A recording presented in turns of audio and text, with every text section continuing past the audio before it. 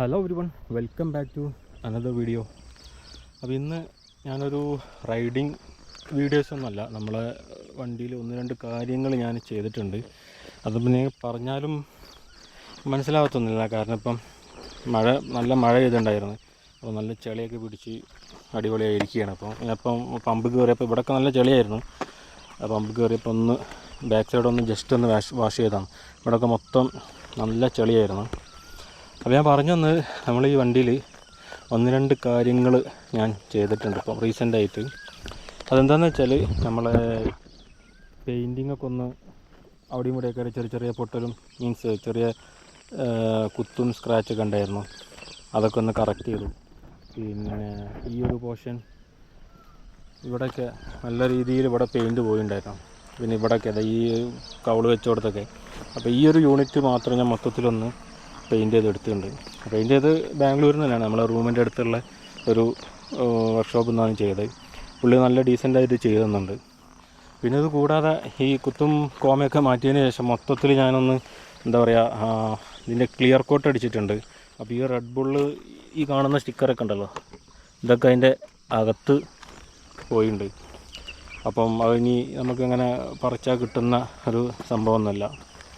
പിന്നെ എൻ്റെ വകയായിട്ട് ഞാൻ സെറാമിക് കോട്ടിങ്ങും ചെയ്തിട്ടുണ്ട്. ഞാൻ തന്നെ ചെയ്തതാണ്. ഞാൻ യൂട്യൂബിലൊക്കെ നോക്കി എങ്ങനെയാണ് ചെയ്യേണ്ടതെന്നുള്ളതൊക്കെ നല്ല അടിപൊളിയായിട്ട് നോക്കിയിട്ട് ചെയ്തിട്ടുണ്ട്. അപ്പോൾ ആദ്യം ഞാൻ ചെയ്തതെന്ന് വെച്ചാൽ, ശരിക്കും ഇത് നമ്മൾ ക്ലിയർ കോട്ട് അടിച്ച ഒരു സമയത്ത് ഇത്ര ഒരു നല്ല ഗ്ലേസിംഗ് ഒക്കെ ഉണ്ടായിരുന്നു. പക്ഷേ നമ്മൾ തൊടുന്ന സമയത്ത് ഭയങ്കര ഒരു റഫ് ഫീലിംഗ് ആയിരുന്നു. അപ്പോൾ ഞാൻ ചെയ്തതെന്താണെന്ന് വെച്ചാൽ, നല്ലൊരു റബ്ബിങ് കോമ്പൗണ്ട് അങ്ങ് വാങ്ങിച്ച്, നല്ലൊരു മൈക്രോ ഫൈബർ ക്ലോത്തും വാങ്ങിച്ച് നന്നായിട്ട് അങ്ങ് റബ്ബ് ചെയ്ത് ഒന്ന് ഇരിക്കണം. കൈയൊക്കെ ഒന്ന് കഴക്കും. പക്ഷേ അതിന് വേണമെന്ന് വെച്ച് ചെയ്താൽ നമുക്ക് തന്നെ ചെയ്യാവുന്നേ ഉള്ളൂ. അങ്ങനെ ചെയ്തപ്പോൾ നല്ല ഗ്ലേസിനെസ്സും സംഭവങ്ങളൊക്കെ വന്നു. ആ റബ്ബിങ് കോമ്പൗണ്ടൊക്കെ ഇട്ട് സാധനം സെറ്റ് ആക്കിയപ്പോൾ തന്നെ നല്ലൊരു ഗ്ലേസിംഗ് ഒക്കെ കിട്ടിയായിരുന്നു. പിന്നെ അത് കൂടാതെ ഞാൻ ഐസോപ്രോപ്പൈൽ ആൽക്കഹോൾ ഉണ്ടല്ലോ, അതൊന്ന് ചെറിയൊരു ബോട്ടിൽ വാങ്ങിച്ചിട്ട് മൊത്തത്തിലൊന്ന് സ്പ്രേ ചെയ്തിട്ട് ഒന്ന് തുടച്ചെടുത്ത്. കാരണം ഈ റബ്ബിങ് കോമ്പൗണ്ടിൻ്റെ എന്തെങ്കിലും കോമ്പൗണ്ട് എവിടെയെങ്കിലുമൊക്കെ മിസ്സിങ് ആണെങ്കിൽ അതങ്ങ് തുടച്ചെടുക്കാൻ വേണ്ടിയായിരുന്നു. അങ്ങനെ അതെടുത്തതിന് ശേഷമാണ് ഞാനൊരു ചെറിയൊരു സെറാമിക് അല്ല, ഗ്രാഫീൻ കോട്ടിങ്ങിൻ്റെ ചെറിയൊരു ബോട്ടിൽ വാങ്ങിച്ചു. അറൗണ്ട് 1000 റുപ്പീസ് ആയിരുന്നു. ഒരു 100 ml അങ്ങനെ 100 ml ഇല്ലാന്ന് തോന്നുന്നു, 50 ml ആണെന്ന് തോന്നുന്നുണ്ട്. അത് വാങ്ങിച്ചിട്ട് ഞാൻ തന്നെ എങ്ങനെയൊക്കെ ചെയ്യേണ്ടതെന്നുള്ളതൊക്കെ നോക്കി സെറ്റപ്പാക്കി 2 കോട്ട് ചെയ്തിട്ടുണ്ട്. 2 കോട്ട് ചെയ്ത് ഒരു 24 മണിക്കൂർ കഴിഞ്ഞതിന് ശേഷമാണ് ഞാൻ പിന്നെ വണ്ടി എടുത്തത്. വണ്ടി മൂടിയിട്ടുണ്ടായിരുന്നു. അപ്പോൾ നല്ല ഗ്ലേസിങ് ഉണ്ടായിരുന്നു. ഇപ്പോൾ അതെന്താണെന്ന് വെച്ചാൽ, ഇപ്പം മഴ ഉണ്ടായിരുന്നു. ഇന്നലെ രാത്രി നല്ല മഴ ചെയ്തിട്ടുണ്ടായിരുന്നു. അപ്പോൾ അതിൻ്റേതായ രീതിയിലുള്ള ചെളിയും കാര്യങ്ങളൊക്കെ അവിടെയും ഇവിടെയൊക്കെ കാണുന്നുണ്ട്. പിന്നെ ഞാൻ ചെയ്ത ഒരു സംഭവമാണ്, നിങ്ങൾക്ക് ഇതാ ബാക്കിൽ കാണാൻ പറ്റും, ഈ ഒരു സീറ്റ് കൗള്. ഈ സീറ്റ് കൗളിൻ്റെ പറ്റി പറയുകയാണെങ്കിൽ ഒരു കഥ പറയാനുണ്ട്. കാരണം എന്താണെന്ന് വെച്ചാൽ, ഈ സീറ്റ് കൗൾ നമ്മൾ ഇന്ത്യയിലോട്ട് ഇമ്പോർട്ട് ചെയ്യുകയാണെന്നുണ്ടെങ്കിൽ ഇതിൻ്റെ വില എന്ന് വരുന്നത് അറൗണ്ട് അല്ല, 12,000 രൂപയുടെ മുകളിൽ അതിന് പ്രൈസ് വരുന്നുണ്ട്. അപ്പോൾ ഞാൻ ചെയ്തത് എന്താണെന്ന് വെച്ചാൽ, യുബൈ അല്ലെങ്കിൽ ഈബേ എന്ന് പറഞ്ഞ കുറേ സൈറ്റുണ്ട്, FC മോട്ടോ അങ്ങനത്തെ സൈറ്റിലേക്ക് സാധനം കിട്ടാണ്ട്. പക്ഷേ ഇങ്ങോട്ട് ഇമ്പോർട്ട് ചെയ്യുമ്പോൾ 12,000 അതിൻ്റെ മുകളിലോട്ടേക്കാണ് അതിൻ്റെ പ്രൈസ് കാണിക്കുന്നത്. അപ്പോൾ ഞാൻ നമ്മളെ AliExpressൽ നോക്കി. അലിബാബയിലും ഉണ്ട്. പക്ഷേ അലിബാബത്തെ പ്രശ്നം എന്താ വെച്ചാൽ, ഇത് രണ്ടും ചൈനീസാണല്ലോ. അലിബാബേൻ്റെ പ്രശ്നം എന്താ വെച്ചാൽ, അലിബാബയിൽ സാധനം അവൈലബിൾ ആണ്, പക്ഷേ ഒന്നായിട്ട് കിട്ടത്തില്ല. ഒരു പെയർ അല്ലെങ്കിൽ 10 പീസ്, അതും എല്ലാ വണ്ടിയുടെ എല്ലാ സാധനങ്ങളൊന്നും അലിബാബയിൽ നമുക്ക് കിട്ടത്തില്ല. പക്ഷേ AliExpressൽ അങ്ങനെയല്ല. എല്ലാ വണ്ടീൻ്റെ ആൾമോസ്റ്റ് എല്ലാ സാധനവും നമുക്കതിൽ സിംഗിൾ പീസായിട്ട് തന്നെ പർച്ചേസ് ചെയ്യാൻ പറ്റും. അപ്പോൾ അങ്ങനെ ഞാനിത് നമ്മളെ ഫ്രണ്ടിൻ്റെ ഫ്രണ്ടുണ്ട് ദുബായിൽ, പുള്ളിയുടെ അഡ്രസ്സിൽ ഓർഡർ ചെയ്തിട്ടാണ് ഇതിവിടെ എത്തിച്ച്. 3 സാധനം, ഇത് മാത്രമല്ല 3 സാധനം ഞാൻ ഓർഡർ ചെയ്തിട്ടുണ്ടായിരുന്നു. അതിനുള്ള സംഗതി എന്താണെന്ന് വെച്ചാൽ, ഈ 12,000 രൂപ എന്ന് ഞാൻ പറഞ്ഞില്ലേ, ഇത്ര രൂപ പോലും ആയിട്ടില്ല. ഞാൻ ഈ ഒരു സാധനം, പിന്നെ നമ്മളെ ഈ ഒരു മഡ് സ്പ്ലാഷ് ഹഗ്ഗർ, പിന്നെ ഈ ഇൻ്റഗ്രേറ്റഡ് നമ്മുടെ ടെയിൽ ലൈറ്റ്, ഇത് 3 കൂടെ വാങ്ങിച്ചിട്ട് ഇന്ത്യൻ റുപ്പീസ് എനിക്ക് ആകെ അറൗണ്ട് 8,000 രൂപയെ വന്നിട്ടുള്ളൂ. മനസ്സിലായില്ല? അപ്പോൾ ഒന്ന് ആലോചിച്ച് നോക്കണം, നമ്മളെ ഇങ്ങോട്ടുള്ള ടാക്സ് എത്രമാത്രം അവർ പൊട്ടിക്കുന്നുണ്ട് എന്നുള്ളത്. അപ്പോൾ ഇതാണ് ഞാൻ ചെയ്തിട്ടുള്ള സംഭവങ്ങൾ. പിന്നെ രണ്ടാമത്തെ സാധനം ഞാൻ പറഞ്ഞില്ലേ, ഇത് അത്യാവശ്യം നല്ലൊരു കാർബൺ ഫൈബർ ഫിനിഷ് വരുന്ന ഒരു സംഭവം തന്നെയാണ്. ഇപ്പോൾ നല്ല ചളി പിടിച്ചിരിക്കുകയാണ്. ഞാൻ പറഞ്ഞില്ല, ഞാനിപ്പം ബാംഗ്ലൂരിൽ നിന്ന് നാട്ടിലോട്ട് പോകുന്ന വഴിയാണ്.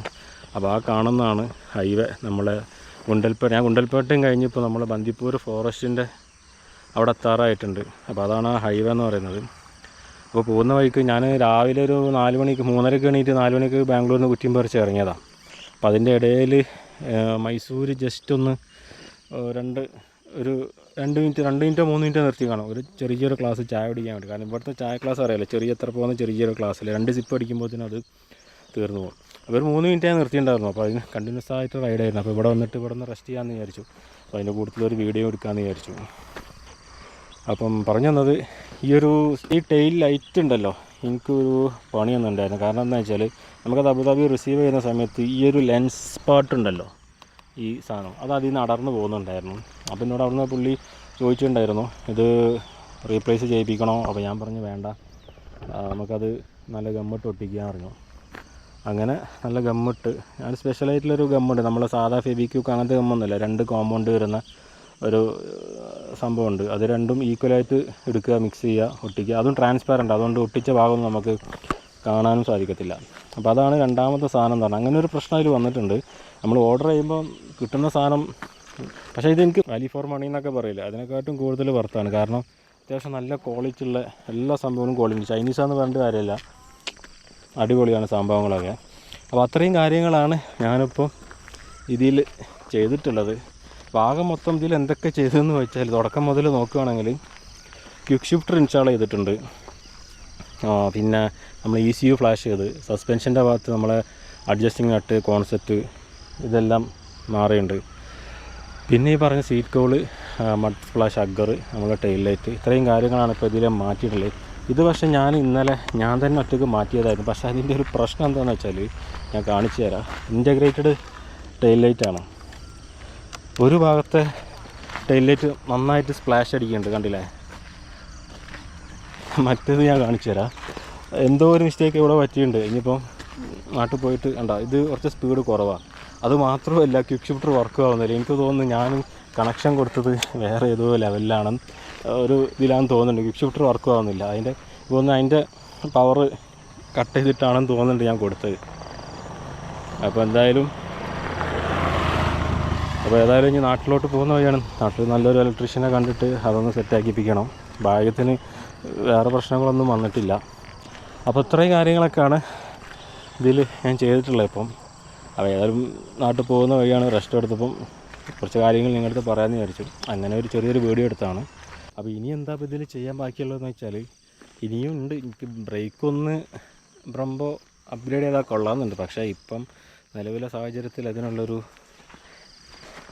സാമ്പത്തികമായിട്ട് ശേഷിയില്ല. കാരണം ഞാൻ ഓൾറെഡി ഫാമിലി റിലേറ്റഡ് ആയിട്ടുള്ളൊരു സംഭവത്തിൽ ഓൾറെഡി എൻഗേജ്ഡ് ആണ്. അപ്പോൾ ഇനിയിപ്പം പറയാൻ പറ്റില്ല, നോക്കട്ടെ. സമയവും ബജറ്റൊക്കെ ഒത്തു വരികയാണെന്നുണ്ടെങ്കിൽ ബ്രേക്കൊന്ന് അപ്ഗ്രേഡ് ചെയ്യണം. കാരണം ഇതിപ്പോൾ ഒരു ബ്രേക്കിന് പ്രശ്നം ഉണ്ടോയെന്ന് വെച്ചാൽ അങ്ങനെ പ്രശ്നം ഉണ്ട്. ഒരു 200 കിലോമീറ്റർ സ്പീഡിലൊക്കെ പോകുമ്പോൾ നമുക്ക് ബ്രേക്ക് അടിച്ചാൽ കിട്ടും. പക്ഷേ അതിൻ്റെ മുകളിൽ പോകുമ്പോൾ പിടിച്ചാൽ നിർത്താൻ പറ്റും, പക്ഷേ നമ്മൾ വിചാരിച്ച സ്ഥലത്ത് നിർത്താൻ പറ്റില്ല. ബ്രംബോ ആകുമ്പോൾ നമുക്ക് ഒന്നുകൂടെ നന്നായിട്ട് ഡീസൻ്റായിട്ട് പിടിച്ച് നിർത്താൻ പറ്റും. അപ്പം അത്രയൊക്കെ ഉള്ളൂ ഗൈസ് നമ്മുടെ ഇന്നത്തെ ഈ ഒരു വീഡിയോ. നിങ്ങൾക്ക് വീഡിയോ ഇഷ്ടപ്പെട്ടുണ്ടെങ്കിൽ ഒന്ന് ലൈക്ക് അടിക്കുക, ഷെയർ ചെയ്യുക. അപ്പോൾ നമുക്ക് വീണ്ടും അടുത്തൊരു വീഡിയോ കാണാം.